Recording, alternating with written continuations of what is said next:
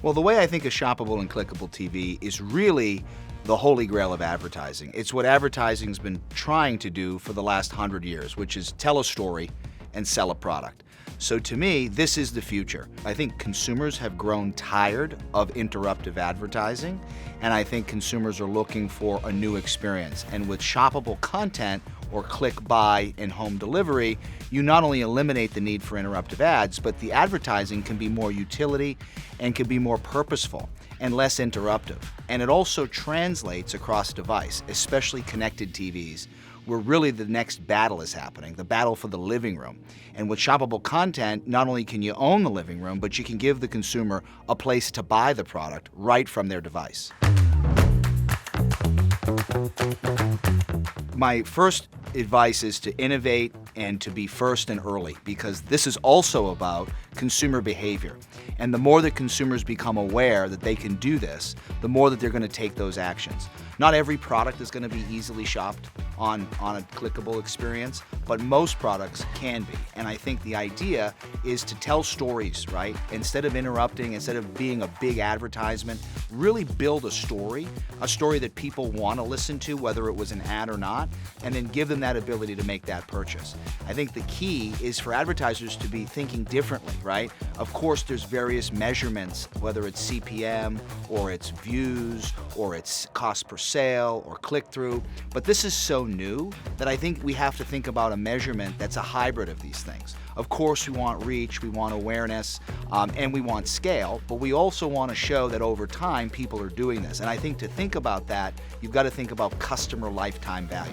Customer lifetime value is really what every marketer should be focused on in this new frontier, because if you can own the customer first and early in your category, and you can connect with them on these devices and make it easy for them to shop, you have a customer for life.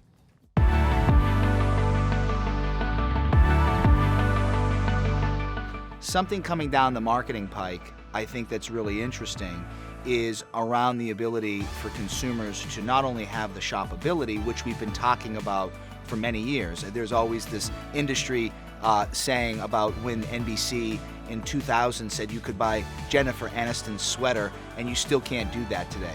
However, it's not because of the technology, right? There's a lot of reasons that it hasn't happened yet, but now I think we're finally at a place in time where the consumer is ready, that the technology is there, but the application, just like anything new, has to really be thought through. And I think consumers are excited about this, but it needs to be super easy for them. Like, it has to be consumer experience first. So this coming down the pike, I think, gives us an opportunity as an industry to really think about what do consumers want, and then how do we deliver it to them in a way that is utility, is community, is authentic, is most importantly entertaining. If you like it and you're entertained by it, your chances of engaging with it, whether it's a purchase or a potential purchase, go up exponentially.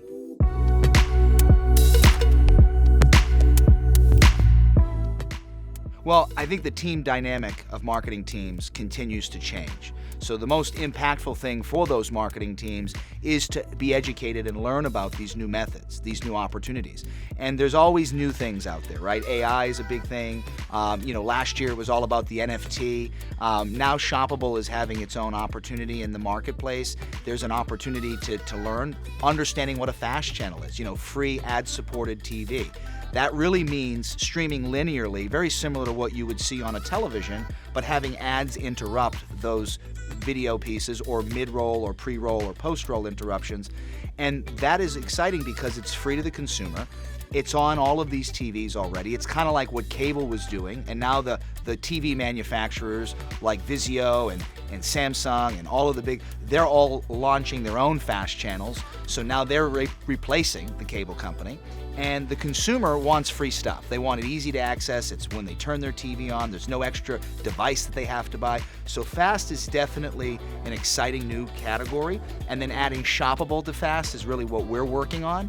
But more importantly, when you think about the customer, they have a lot of choice. They have a tremendous amount of choice. And I think discovery and being able to be really specific to an audience and being able to get an audience that is interested in something is an audience that you can really mine in a way that is helpful to them, and you become part of their daily life, you become part of what they need. And so marketers, I think, are more challenged now than ever to kind of cut through that clutter and get to those consumers. And as we like to say, the riches is in the niches. And if you can get down to that customer that's most likely to buy, that really likes that product or interested in that topic, now you've cut a lot of the marketing fat out as well. And so you can be more efficient with your marketing dollars.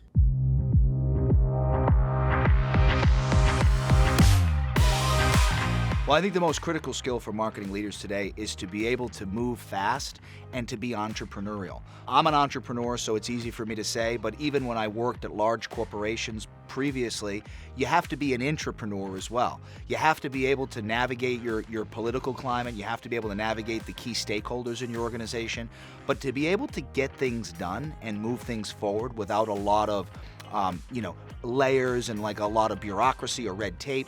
I think part of what everyone wants is a better solution in marketing, but everyone's hoping that someone else figures it out, proves it, demonstrates it, shows us a case study that's a no-brainer, and then can be easily replicated. So for me, it's like when everyone says, it's kind of like in the venture community when they all say we want to meet the next Mark Zuckerberg. You already met the Mark Zuckerberg, but you told him no, and he left, and he went and got money somewhere else. So this is the idea. When you see innovative people walk into your business, when you see partners that are doing really cool things, embrace them. Give them reasons to work with you. I know that dollars always become a problem and it's always never enough, in terms of your marketing budgets, but have an experimental budget and be able to move quickly on ideas and have KPIs, because if you set everybody up for success, then the results will come over time. But if you set people up and you don't give them the tools they need to be successful, it becomes a cycle where often people say, well, it's too much work to innovate, or we're not an innovative company because we have so many layers. I think these are all man-made or people-made problems, and they can all be solved. But the key for a marketing leader is to be that champion up top and say, let's take a bet on something. Let's invest in something. Let's create a long-term relationship with a partner and do this together. And if it's a win-win, then everybody wins.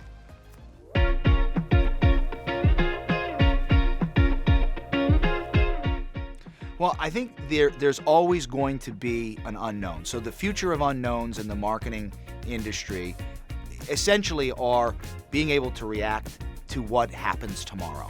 Who knows what's going to happen tomorrow? We've seen a lot in our lifetime. And they've been good things, they've been not so good things, they've been world economic events, they've been world war events. There's all these things that we don't control. 95% of our life we don't control. And so when you think about the 5% that you do control, the key is to be nimble and to be agile. I think a lot of times when you have a great plan, and we've seen lots of good plans in marketing and execution, and then we've seen plans that look really good, and then when you execute them, they don't come out the way you hope. But the key is to be able to be flexible and nimble, and remember the place of what a brand is to a consumer. I think some brand marketers look at brands as people, and I don't think all consumers see it that way. They can see it through their own lens. So how do they interact with the product? Is the product an everyday product? Is the product a utility? Is the product a nice to have? Is the product must have? But I think as a marketer in a changing environment, it's easy to shine when you run after all the shiny objects, NFTs and all this stuff, and they're all cool and they have good utility and they have good purpose. But I don't think shiny objects across the board is the right strategy, but I do think understanding that there's a bag of tools that you can use and that you can leverage those tools, and maybe you leverage them every day, or maybe you leverage them when something in the world changes and you say, okay, that's a tool I'm going to use to address that change. The key here is to have that toolbox and to have plenty of options and to be able to move and pivot as you see fit.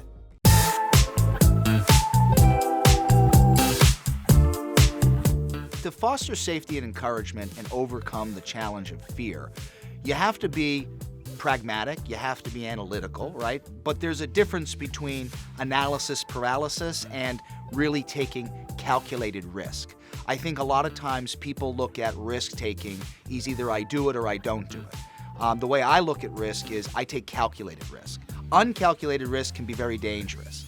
And sometimes you can get lucky, right? But calculated risk, if you really understand what are the pros and what are the cons of the decisions you're making, at least at the level of decision making, you can take a lot of that fear down and you can really gain a lot of excitement and faith in your idea without letting fear rule it, right? So the key is to not look at any idea as a bad idea, but to look at it as calculated risk.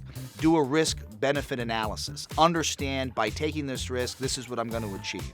Understand that sometimes you have to take risk over and over and over again in order to achieve success, and that sometimes it's not a one-time, or a one case study fits all. But I think overcoming that by calculating what that is the best advice I could give.